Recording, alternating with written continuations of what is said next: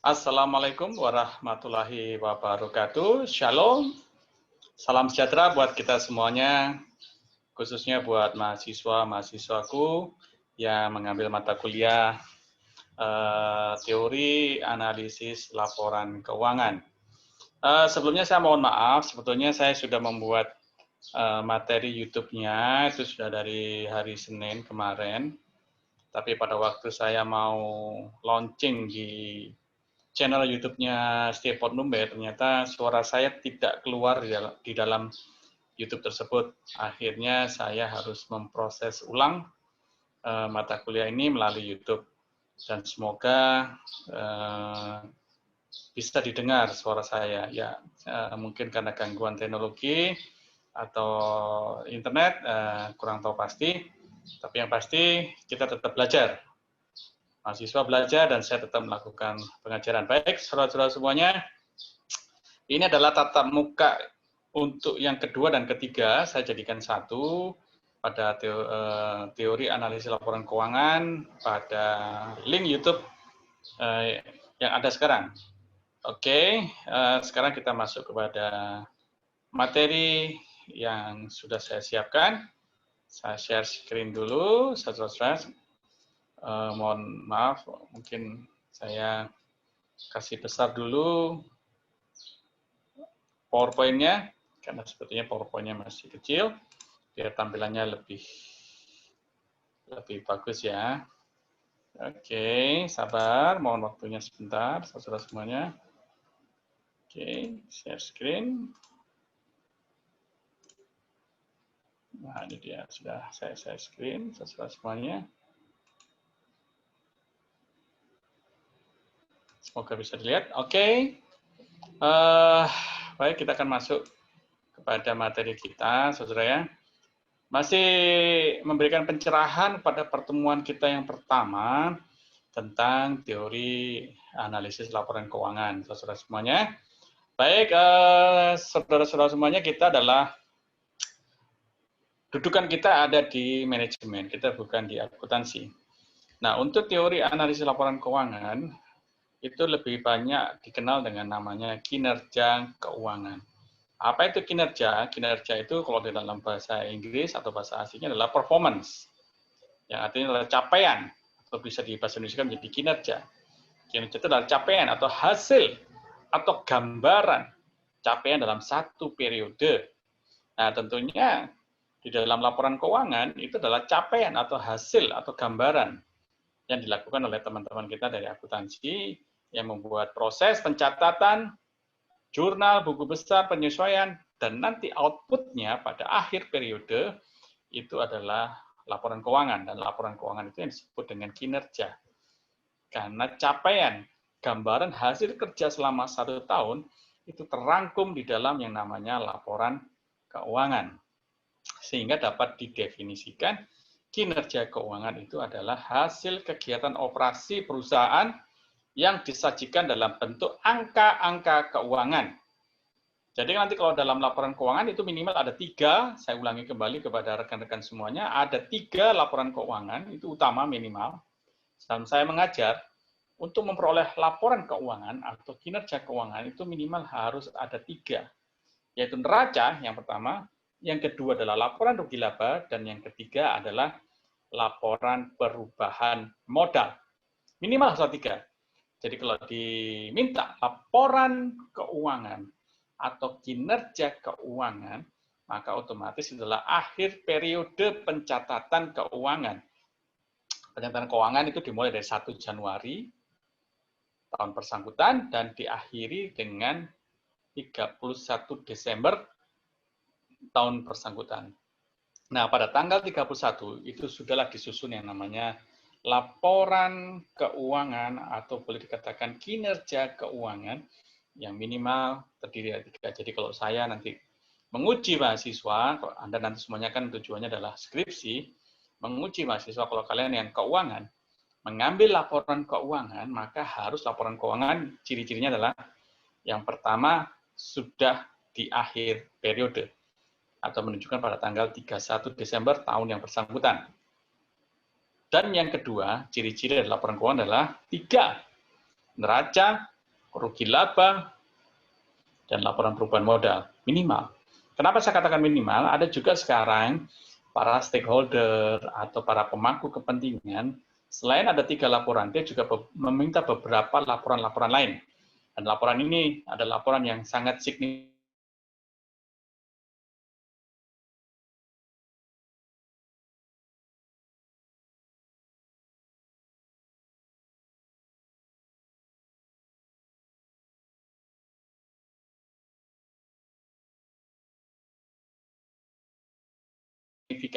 Karena sifatnya liquid atau mudah keluar, mudah masuk. Contoh misalkan arus kas, itu kadang-kadang satu periode. Yang kedua adalah diminta adalah laporan hutang. Ya, laporan-laporan ini kadang-kadang para stakeholder, manajer meminta, karena dari ketiga inilah yang berpengaruh kuat terhadap sustainable atau keberlangsungan hidup dalam sebuah organisasi. Ya, salah satu keberlangsungan organisasi itu adalah keuangan, saudara semuanya. Jadi sejauh mana uang yang ada di kas, bagaimana perputarannya, sejauh mana kecepatan uang masuk dan uang keluar. Jangan sampai uang masuk itu lebih sedikit daripada uang keluar. Demikian juga dengan biaya. Jangan sampai biaya-biaya ini membengkak. Kenapa? Biaya ini yang mengurangi kas, biaya ini yang mengurangi aktiva, atau biaya ini yang mengurangi aset atau kekayaan. Dan yang berikutnya adalah hutang. Kadang dalam sebuah perusahaan dibutuhkan sumber-sumber dana yang di luar daripada operasi perusahaan. Contoh jika itu adalah industri rokok, tentunya pendapatannya dari penjualan rokok. Ya kan? Nah, jika dalam penjualan rokok itu masih kekurangan modal atau masih dibutuhkan biaya dalam operasi, perusahaan juga bisa melakukan penambahan dana melalui hutang. Jadi ada laporan hutang. Nah, ini perlu karena nanti kita di bawah akan ada slide. Kenapa kita perlu laporan hutang? Karena kita harus pandai memanage, mengatur, menata bagaimana pengelolaan hutang. Karena kadang-kadang kalau tidak dikelola dengan baik, hutang ini bisa menjadikan perusahaan itu bukan mendapatkan surplus, tapi juga bisa mendapatkan loss atau kerugian. Nah, kita lanjut pada slide berikutnya. Ya, ini sama dengan yang di atas. Laporan keuangan adalah hasil akhir dari proses akuntansi, yaitu sebenarnya kinerja keuangan tadi yang di atas. Laporan keuangan menyajikan informasi yang berguna untuk pengambilan keputusan oleh berbagai pihak. Ya, laporan keuangan itu adalah informasi angka-angka keuangan, bukan jumlah barang, bukan jumlah bahan baku, tapi semuanya dinilai dalam bentuk uang dan disajikan yang begitu sederhana, ringkas, dan dapat dipahami oleh banyak orang. Yang tujuannya adalah untuk menyajikan informasi-informasi keuangan yang up to date. Kenapa dikatakan up to date? Dia dapat dilakukan pengambilan keputusan jika terjadi kebutuhan yang mendesak daripada manajemen atau manajer. Seperti itu, saudara semuanya. Kemudian laporan keuangan, mohon maaf, saya izin dulu karena suara saya tiba-tiba serak.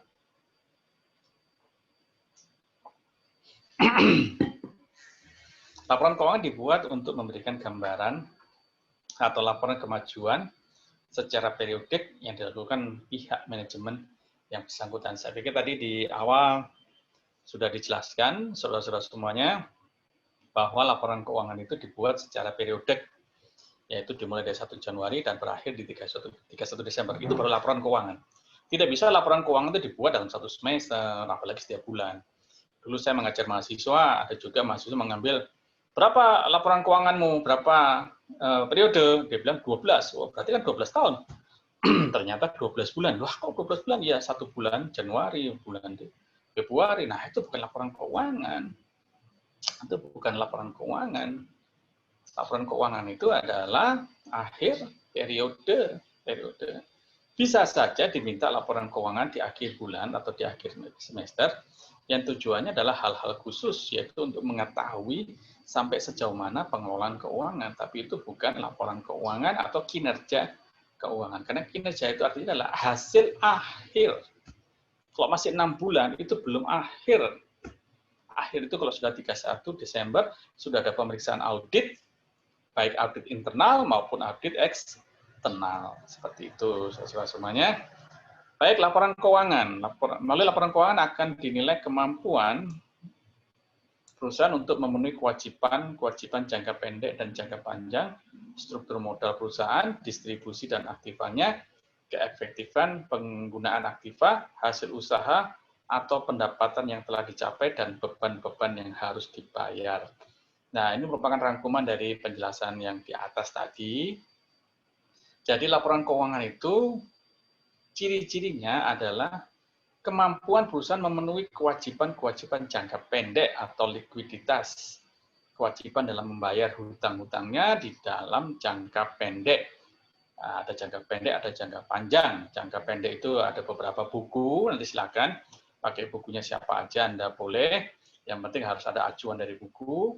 Karena dikatakan jangka pendek itu antara 1 sampai 5 tahun, itu kategori jangka pendek. Kemudian kalau jangka panjang itu sudah 6 tahun ke atas, itu disebut dengan membayar atau memenuhi kewajiban jangka panjang. Nah, ini terangkum semuanya di dalam neraca.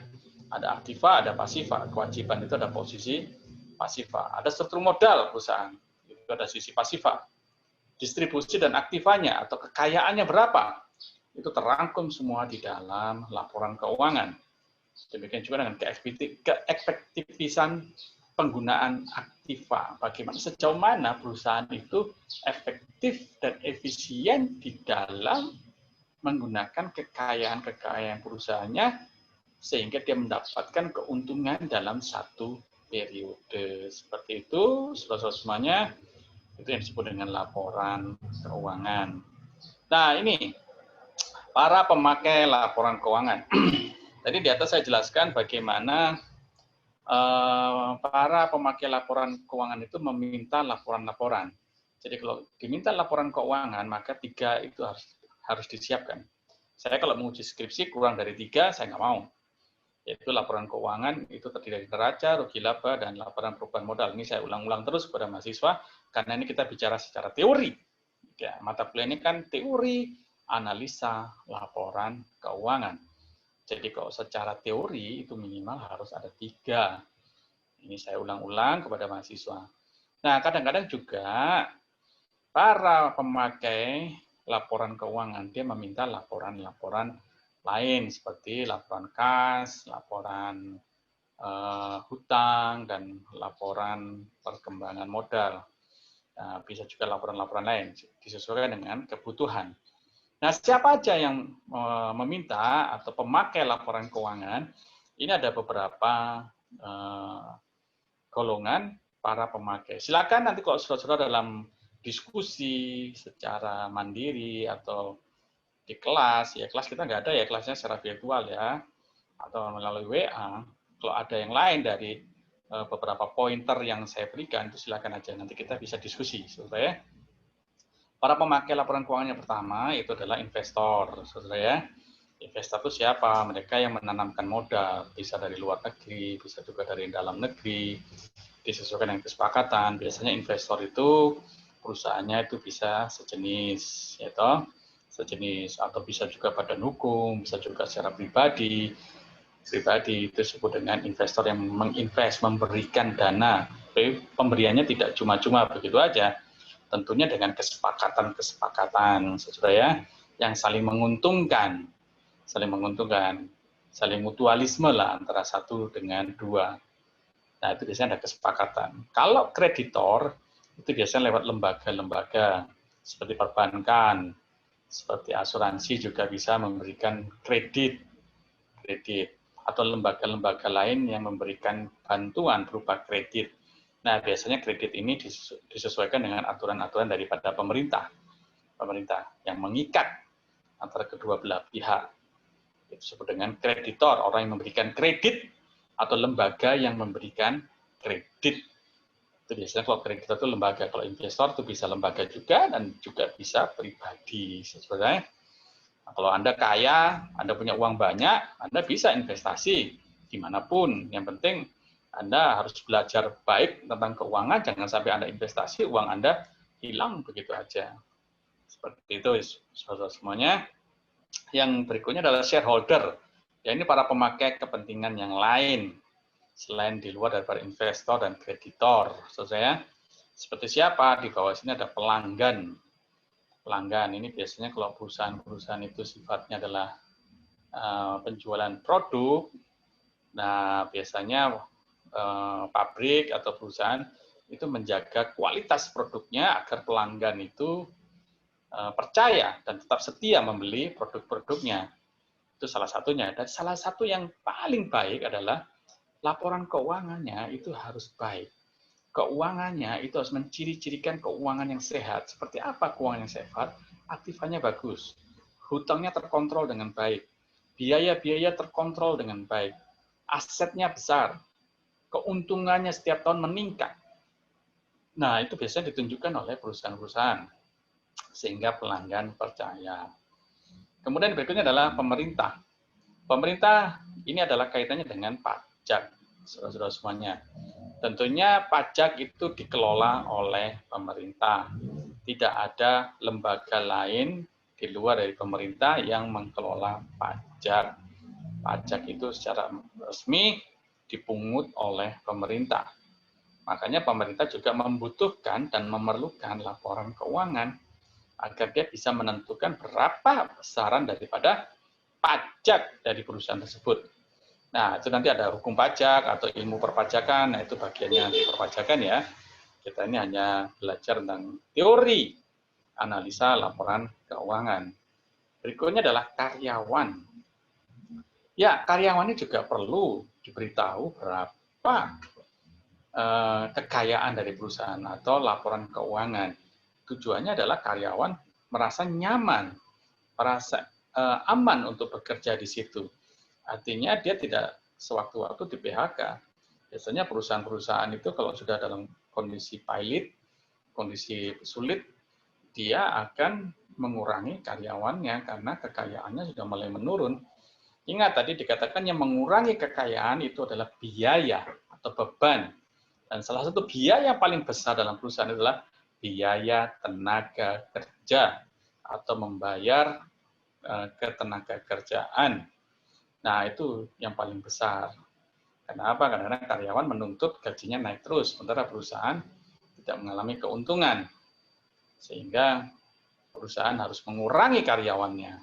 Seperti itu. Nah, kadang-kadang kalau perusahaannya mantap, profitnya naik terus, maka karyawannya juga rasa nyaman untuk bekerja di situ. Gitu. Yang berikutnya adalah masyarakat. Ya, masyarakat juga perlu diberikan laporan keuangan agar perusahaan ini dipercaya. Khususnya kalau dia menjual produk atau barang-barang, berarti produknya itu tidak abal-abal, karena dia ditunjang oleh keuangan yang baik. Saudara ya. Seperti itu untuk pemakai laporan keuangan. Nah, ini adalah karakteristik kualitatif laporan keuangan, saudara ya. Mari kita pelajari sedikit demi sedikit daripada gambar ini, karakteristik kualitatif laporan keuangan. Ya, yang pertama adalah user of accounting information. Informasi akuntansi dari pengguna. Nah, pengguna memerlukan informasi tentang akuntansi. Tujuannya apa? Yang pertama adalah decision maker sebagai pengambil keputusan dan karakteristik daripada perusahaan tersebut. Jadi, para manajer itu dalam mengambil keputusan, manajer itu adalah bagian dari user atau bagian daripada pengguna laporan keuangan. Manajer adalah orang pertama yang akan mengambil keputusan bagaimana laporan keuangan itu pada akhir periode. Menunjukkan posisi kekayaan berapa, posisi hutang berapa, berapa biaya yang sudah dikeluarkan dalam satu periode. Nah, itu manajer perlu tahu. Perlu tahu. Seperti itu. Kenapa dia perlu tahu? Yang berikutnya adalah harus mengetahui isi daripada laporan tersebut. Apa saja isi dalam laporan keuangan? Nah, ini yang paling penting yang saya jelaskan. Kadang-kadang perusahaan itu atau pemakai laporan keuangan bukan hanya meminta 3 laporan itu, kadang-kadang dia juga minta laporan biaya, pengelolaan atau manajemen biaya. Makanya ada skripsi-skripsi juga yang mengambil judul manajemen biaya, manajemen hutang. Kenapa? Biasanya permasalahan ada di situ. Permasalahan keuangan maksudnya. Nah, kita lihat di sini dari constraint ini bahwa rumusnya adalah cost atau biaya itu harus lebih kecil daripada benefit. Harus lebih kecil daripada pendapatan. Ya, ini otomatis. Jangan sampai cost itu lebih besar daripada pendapatan. Wah, bahaya sekali. Pendapatan kalau dibalik pendapatan itu harus lebih besar daripada biaya. Ini menjadi suatu constraint yang paling penting di dalam laporan keuangan. Sehingga isi dari laporan keuangan itu mampu memberikan informasi yang sangat bermanfaat baik kepada manajer, investor, dan juga kepada hal-hal yang lain, pemerintah juga, karyawan. Mereka yakin bahwa laporan keuangan itu isinya bagus, materiality-nya. Nah, berikutnya adalah user specific qualities atau kualitas spesifik dari pengguna, yaitu para pengguna yang di atas ini, saudara ya, investor, kreditor, sampai dengan masyarakat, itu mampu memahami dengan baik laporan keuangan, saudara ya. Itu sangat penting karena kalau tidak mampu memahami, maka bisa ditafsirkan laporan keuangannya itu jelek. Padahal sebenarnya laporan keuangan itu baik. Dia sudah memanage secara baik.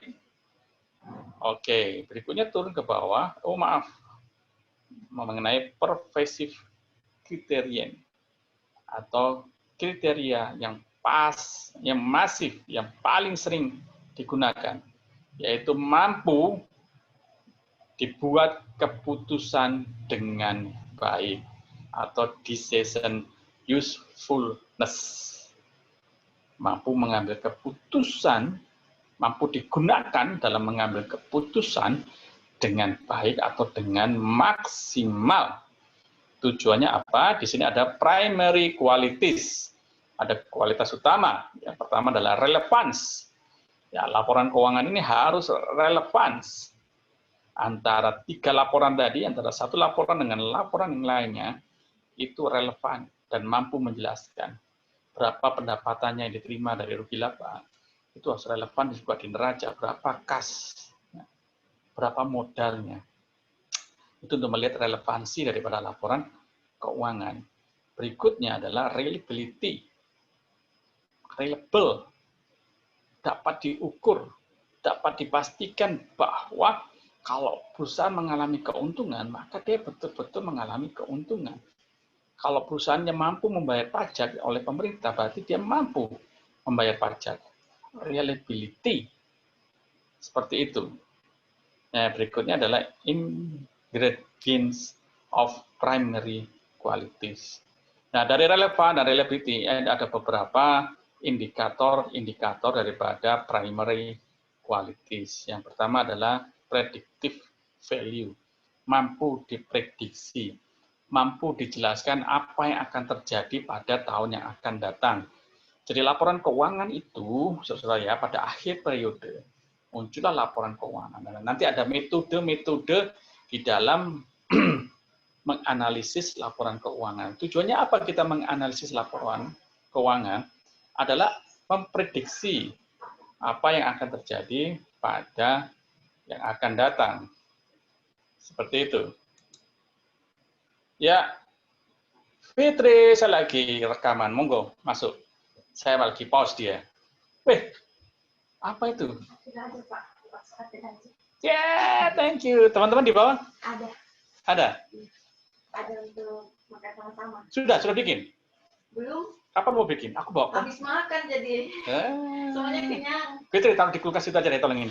Kalau mau, taruh di kulkas. Aku udah bawa kompor itu, toh. Oh, iya. Kompor kecil. Gitu. Iya, masak sama-sama, toh. Kompor gas yang itu loh. Taruh di bagian atas aja, Fitri. Nanti rusak itu ya. Dong simpan di mana? Dong bawa pulang. Ada di mobilnya Bu Rahmi. Simpan di kulkasnya Bapak juga sudah. Taruh sini aja. Kita bikin kapan? Besok kah? Senin kah? Besok tuh jarang teman-teman datang. Iya. Senin sudah. Itu ada kompor, gas, tinggal nanti panci pinjam di siang toh. Udah kita masak sama-sama, kita makan sama-sama. Taruh sini aja. Aku udah siap untuk rame-rame toh. Oke, sip ya. Ya, Pak.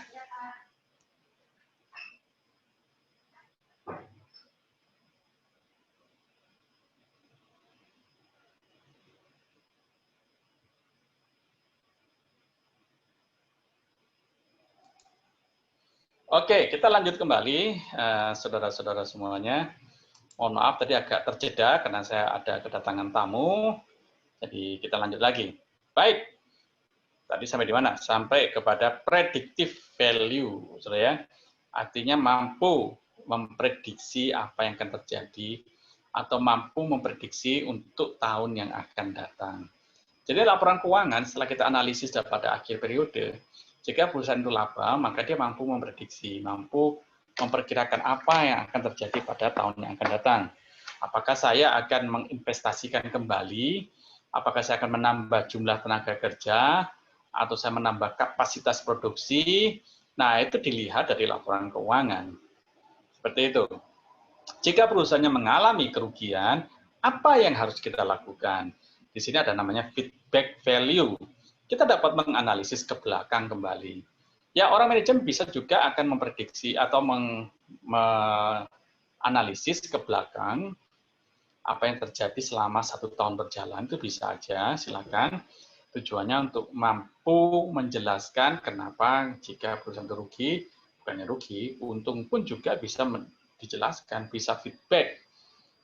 Jangan sampai keuntungan ini diperoleh dari hutang yang sangat besar, karena hutang kalau besar tujuannya pasti keuntungan yang besar. Tapi ada bom waktu di situ. Ternyata pada tahun depan dia tidak mampu membayar hutangnya. Nah, ini perlu dianalisis, feedback value. Timelines, ya, dapat diukur antar tahun. Biasanya kalau kita menganalisis laporan keuangan, itu sistemnya time series. Time series itu artinya dari tahun ke tahun, saudara ya. Nah, biasanya kita diminta laporan keuangan dari tahun, sekarang tahun berapa? 2020. 2020 kan belum selesai, toh? Karena ingat, sampai dengan akhir periode di Desember 2020. Kita belum selesai. Nah, berarti kita menganalisis laporan keuangan dari 2019, 2018, 2017. Berapa tahun disesuaikan dengan kemampuan dan kebutuhan daripada analisis atau mahasiswa dalam mengambil skripsi. Kalau Anda mahasiswa, toh, bisa 3 tahun, bisa 4 tahun. Nah, biasanya itu kalau di beberapa literatur, itu bisa menggunakan minimal 3 tahun, bisa 10 tahun, agar pergerakannya, time-nya itu, waktunya bisa dianalisis semuanya. Seperti itu ya. Timelines itu untuk relevance. Berikutnya, reliability. Reliable. Oke, sebentar ya, saya stop dulu. Oke, silakan Fitri. Saya ambil ngajar, tak pause dulu jadi. Aduh, beginilah. Saya kemarin ngajar toh, pakai YouTube begini, udah saya kirim ke mahasiswa begini, 3 mata kuliah. Bapak, hanya sampai menit ke-15, setelah itu suratnya Bapak nggak ada. Semua tiga-tiga, ampun nih. Ini saya ulang lagi, Fitri. Aduh. Saya bikin link Zoom, merasa sudah masuk, katanya tidak ada yang bisa masuk. Kurang tahu kenapa. Saya bacakan lagi nih. Aduh, ampun nih. Oke, gitu ya. Ya, Pak. Ya, terserah lah, teman-teman. Aku ada kompor, kita bisa masak sama-sama toh. Ke sini. Oke, sip. Thank you ya. Thank you. Bagaimana, Nizam? Sehat? Ya, karena perbedaan ini toh. Oke.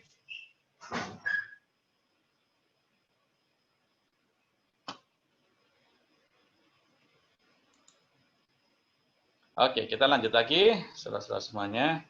Ya, mohon maaf karena tamu saya juga cukup banyak, jadi tapi tidak mengganggu.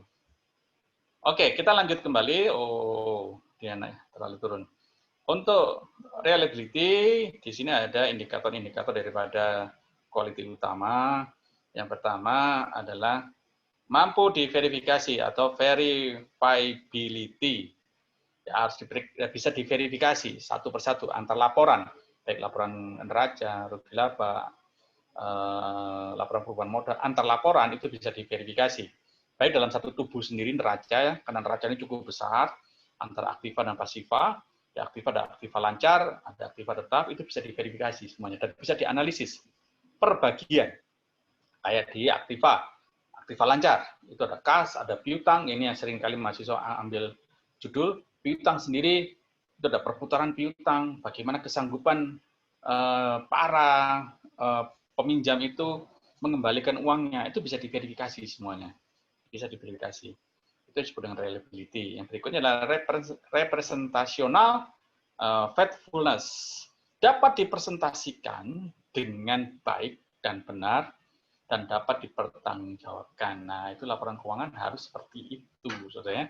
Dapat dipertanggungjawabkan. Ini ciri-ciri daripada laporan keuangan. Yang berikutnya adalah reliability. Salah satu indikator dari reliability adalah netral. Netral. Ya, laporan keuangan itu tidak berpihak kemana-mana, tidak berpihak kepada manajer, tidak berpihak kepada bendahara atau pembuat laporan, akuntan, semuanya tidak berpihak. Dia betul-betul netral, utuh dan tidak tersentuh apapun, sesuai dengan prinsip-prinsip pencatatan laporan keuangan. Nanti slide berikutnya ada yang disebut dengan PABU, prinsip akuntansi berterima umum. Nanti kita jelaskan apa itu PABU, saudara, bukan tabu ya, PABU, prinsip. Secondary qualities, ada kualitas-kualitas lain yang perlu dilakukan sebagai penunjang, comparability dan konsisten. Comparability itu dapat di cross check dengan informasi-informasi lain. Laporan keuangan pasti juga ada sumber daya manusia, ada juga marketingnya. Nah, itu dapat dikomparasikan.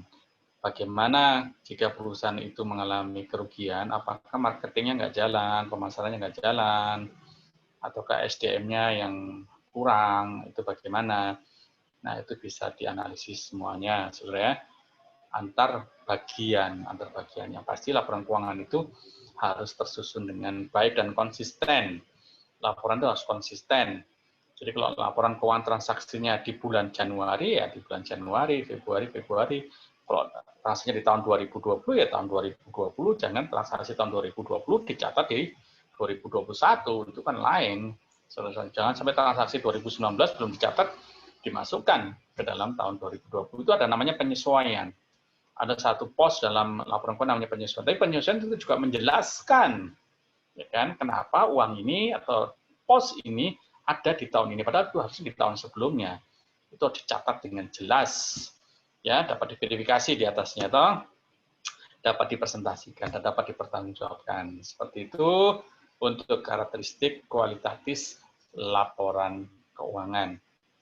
Nah, ini ada beberapa jenis keputusan perusahaan. Jadi laporan keuangan tadi di atas diinformasikan adalah untuk pengambilan keputusan. Nah, tentunya keputusan tentang keuangan ya. Nah, apa saja yang diputuskan? Yang pertama adalah keputusan investasi. Investasi ini perusahaan jika dia mengalami keuntungan yang begitu besar, apakah dia akan mengambil keputusan investasi? Kita lihat keputusan yang menyangkut tentang dana yang dimiliki perusahaan sebaiknya ditanamkan dalam aktiva bentuk apa? Kekayaan, aktiva adalah kekayaan. Apakah mau menambah sumber daya manusia, ataukah mau menambah mesin, ataukah mau menambah kendaraan, saudara ya, atau mau menambah tanah, membangun gedung yang baru, itu disebut dengan investasi, saudara ya. Nah, keputusannya bagaimana? Kalau perusahaannya rugi, apakah mau mengambil investasi? Ya mungkin perusahaan atau manajemen akan mengatakan, oh tahun ini kita loss, kita dalam keadaan rugi. Oh tunggu dulu, tidak lakukan investasi. Tunggu stabil, tunggu kita mendapatkan keuntungan yang signifikan, baru kita melakukan investasi. Yang berikutnya keputusan pendanaan atau pembiayaan, financing. Menyangkut tentang sumber dana yang dibutuhkan untuk membiayai investasi. Ya, dana-dana tersebut biasanya untuk perusahaan itu tidak ingin disimpan terlalu lama di bank atau disimpan terlalu lama dalam bentuk barang. Biasanya dana-dana itu akan digunakan, diputar kembali, ya kan, agar mendapatkan keuntungan yang lebih besar. Ada juga yang terakhir adalah keputusan operasional, yaitu keputusan menggunakan produk apa yang akan dijual dan bagaimana cara menjualnya agar memperoleh laba. Ya, apakah kita akan menambah kapasitas produk jika dalam 1 tahun saya dapat memproduksi 1000 barang, kemudian mendapatkan keuntungan, apakah tahun depan saya akan meningkatkan produk saya menjadi 1.100 atau 1.200? Tentunya tujuannya adalah untuk memperoleh laba. Jangan sampai saya mendapatkan kapasitas yang lebih, tapi malah bukan laba yang saya dapat, malah kerugian.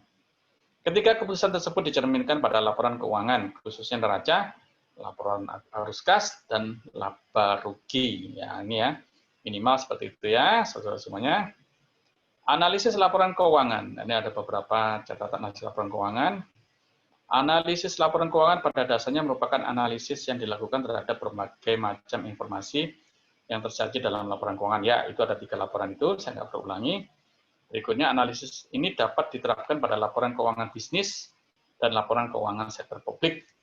Ya, saudara-saudara semuanya, ada 2 bentuk laporan keuangan atau 2 mazhab laporan keuangan. Yang pertama adalah laporan keuangan bisnis, laporan keuangan perusahaan atau industri, yang sering kita pelajari dalam contoh-contoh laporan keuangan. Ada juga laporan keuangan sektor publik, atau ini disebut dengan sektor dari pemerintah. Karena pemerintah juga ada laporan keuangannya. Hampir sama, tapi memiliki ciri-ciri tersendiri tentunya laporan keuangan dari pemerintah. Ingat, pemerintah itu bukan lembaga yang mengejar keuntungan, makanya profitnya tidak ada, makanya labanya tidak ada. Kalau di bisnis, tentunya laporan keuangannya tujuannya adalah mencapai mencapai keuntungan.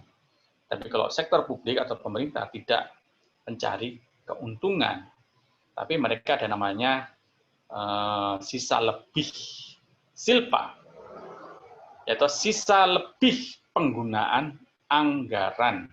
Kalau di perusahaan bisnis itu disebut dengan laba. Tapi walaupun ada silpa, bukan berarti silpanya dicari begitu tinggi, maka pemerintahnya baik. Tidak. Pemerintah lebih banyak kepada efektivitas dan efisiensi, sejauh mana dana yang digunakan dapat digunakan dengan baik, disesuaikan dengan program-program. Kalau dana yang digunakan tidak sesuai program, nah itu baru bermasalah. Tapi kalau di keuangan bisnis, kalau dia perusahaannya rugi, nah itu masalah. Kalau perusahaannya keuntungannya cukup tinggi, wah itu berarti hebat ya. Seperti itu, saudara semuanya. Beberapa analisa laporan keuangan bisnis tidak sesuai, cocok untuk diterapkan kepada laporan keuangan sektor publik. Ya, ada beberapa. Nanti prinsip-prinsip laporan keuangan bisnis memiliki ciri-ciri sendiri yang tidak bisa dipakai pada laporan keuangan sektor publik. Ya, ciri-ciri tersendiri.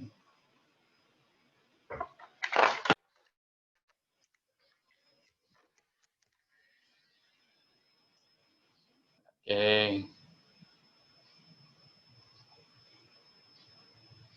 Kita lanjut lagi, saudara semuanya. Oke, seperti itu. Analisis laporan keuangan. Analisis laporan keuangan adalah menguraikan pos-pos laporan keuangan menjadi informasi yang lebih kecil, melihat hubungan antara laporan keuangan dengan tujuan mengetahui kondisi keuangan entitas pelapor untuk tujuan pengambilan keputusan. Ya, ini sama dengan penjelasan saya yang di atas tadi, bahwa memang tujuan dari laporan keuangan itu adalah pengambilan keputusan dari kondisi keuangan yang sedang terjadi pada tahun berjalan, tahun yang bersangkutan. Seperti itu. Nah, ini yang tadi saya jelaskan di atas. Jadi laporan keuangan itu harus dibuat seragam. Walaupun jenis perusahaannya beda dan perusahaannya beda-beda. Nah, perusahaan itu ada perusahaan bisnis, ada perbankan. Di perbankan juga dibedakan antara perusahaan non-bank dan perusahaan bank. Tapi semuanya dalam membuat laporan keuangan itu harus diikat dengan jadi satu kesatuan yang disebut dengan PABU, Prinsip Akuntansi Berterima Umum. Ada juga namanya PSAK, Penyusunan Standar Akuntansi dan Keuangan. Itu ada bukunya di Gramedia, silakan dicari di Gramedia. Itu adalah tata cara di dalam menyusun laporan keuangan. Bukan hanya laporan keuangan 3 laporan, tapi bagaimana dari jurnal sampai keluarlah laporan keuangan. Nah, itu harus memiliki prinsip, yaitu prinsip akuntansi berterima umum. Artinya apa?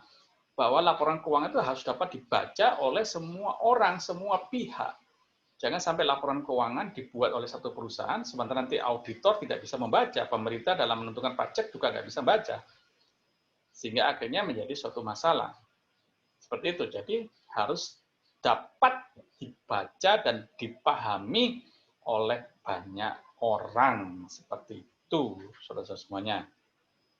Kebijakan akuntansi harus dijelaskan. Ya, tadi di atas kalau misalnya dalam grafik ada namanya relevansi ya. Relevance dapat dijelaskan. Ya, akuntansi harus dapat dijelaskan. Jangan sampai akuntansi nggak bisa dijelaskan. Wah, ini bagaimana? Uang ini dari mana? Uang ini kemana saja alurnya?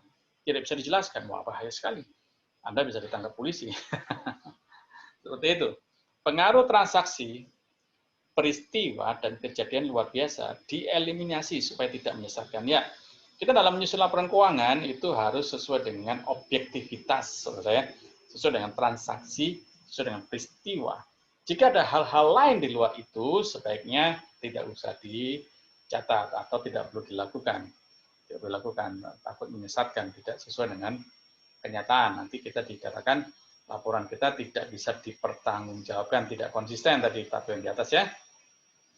Angka-angka yang disajikan mungkin dipengaruhi oleh suatu kondisi spesifik, sehingga harus ada penjelasan. Ya, laporan keuangan itu setiap kali kita mencatat dalam satu pos, itu harus spesifik dan bisa dijelaskan. Kenapa angkanya seperti itu, kenapa ditempatkan di situ. Misalnya, ini adalah akibat daripada kredit, maka masuklah di piutang.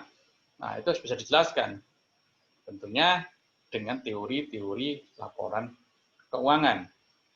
Membandingkan antar laporan keuangan harus memperhitungkan jenis dan kesetaraan entitas. Ya. Ini yang saya mau jelaskan kepada kita semuanya, saudara-saudara semuanya. Tadi saya jelaskan bahwa laporan keuangan itu ada beberapa bentuk perusahaan. Ada perusahaan bisnis, ada perbankan, perbankan pun juga itu ada non-bank juga, ada juga laporan keuangan dari pemerintah. Jadi kalau kita membandingkan laporan keuangan, itu entitasnya harus sejenis. Contoh, kalau kita membandingkan laporan keuangan perbankan, tentunya kita akan laporkan perbankan dengan perbankan. Seperti itu. Kalau itu perusahaan industri, harus industri dengan industri. Itu pun harus lebih spesifik lagi. Industrinya industri apa? Kalau ini industri rokok, maka harus dengan rokok yang lain. Rokok A dengan rokok B. Saya nggak mau sebutkan rokok, nama rokok yang nanti dikira saya promosi lagi. Ya kan? Nggak mungkin kita membandingkan laporan keuangan industri rokok dengan perbankan. Ini memiliki ciri yang berbeda. Jadi kalau Anda akan menganalisis laporan keuangan antar perusahaan, antar laporan keuangan, jadi harus sejenis. Itu penting sekali. Nah, ini adalah mekanisme analisis dan pengambilan keputusan, saudara ya. Tentunya dalam menganalisis laporan keuangan, tentunya harus ada laporan keuangan terlebih dahulu ya. Ini bagian yang atas harus ada laporan keuangan. Saya tetap ulangi, harus ada 3, neraca, rugi laba, dan perubahan modal. Itu harus ada. Nah, nanti dimasukkan, ada laporan keuangan, kemudian kita menggunakan metode apa dalam menganalisis. Ada teknik-teknik, ada metodenya. Nanti kita akan pelajari slide berikutnya, tapi nanti detailnya kita akan pelajari pada minggu depan. Kemudian setelah menggunakan metode atau teknik, keluarlah hasil, maka itu menjadi informasi untuk mengambil keputusan. Nah, ini tujuan daripada analisis laporan keuangan. Tentunya ada perusahaan di atas, kita mengambil 1, bisa 2 perusahaan, tapi ini contoh dari 1 perusahaan. Kondisi keuangan dituangkan ke dalam laporan keuangan ini, kemudian dianalisis. Tujuan daripada analisis laporan keuangan itu adalah untuk, yang pertama, understanding, untuk memahami, forecasting, memperkirakan, menafsirkan apa yang akan terjadi pada yang akan datang. Tadi di atas sudah dijelaskan ya, bisa memprediksi artinya memprediksi ke depan. Kita nggak mungkin memprediksi ke belakang, karena belakang kan sudah jadi. Kemudian mendiagnosis. Nah, saudara, laporan keuangan, kalau Anda sebagai analis laporan keuangan, Anda itu seperti dokter. Dokter. Kalau ada orang sakit, datang ke rumah sakit, atau datang ke klinik, tentunya ditanya sakit apa, kemudian dokter akan menganalisis, mendiagnosis, kira-kira dia sakit apa, dan hasil diagnosis akurat. Tadi di atas kan juga dikatakan akurat, saudara ya. Sehingga nanti obatnya pun juga obat yang pas, akurat juga. Demikian juga dengan keuangan, itu bisa didiagnosis. Kalau ada sesuatu yang salah, ada sesuatu trouble, gitu ya. Nah, tujuan daripada analisis laporan keuangan adalah mendiagnosis, memeriksa mana yang salah dari laporan keuangan ini. Kalau perusahaan ini mengalami kerugian, apa yang salah? Oh, biayanya terlalu banyak yang dikeluarkan, Pak. Oke, dalam biaya itu apa saja yang terbesar dari biaya yang dikeluarkan? Oh, ternyata biaya telepon, Pak. Oh, rupanya karyawannya banyak yang telepon sekali, sehingga telepon membengkak, perusahaannya rugi. Wah, nggak lucu lah ya, perusahaan rugi hanya karena biaya telepon. Nah, ini contoh aja, saudara, contoh. Perlu didiagnosis, artinya nanti, oke, telepon harus dikontrol dengan baik. Siapa yang menelpon, dia harus bayar. Minta rekening atau nomor tagihan di Telkom, kan bisa dilihat itu hari apa, jam berapa, nomor mana yang telepon, tujuannya kemana. Ini siapa ya yang menelpon ke nomor ini? Pasti kan ketahuan semua. Kemudian berikutnya adalah evaluasi. Tentunya tujuan daripada analisis laporan keuangan adalah mengevaluasi, ya. Bukan mencari kesalahan, bukan mencari masalah, tapi evaluasi. Apakah sudah sesuai dengan perencanaan daripada perusahaan? Itu tujuan daripada evaluasi, saudara. Nah, ini teknik analisis, ada horizontal, ada vertikal, ada rasio. Horizontal itu antar laporan, saudara. Vertikal dalam satu laporan, itu kita bisa analisis.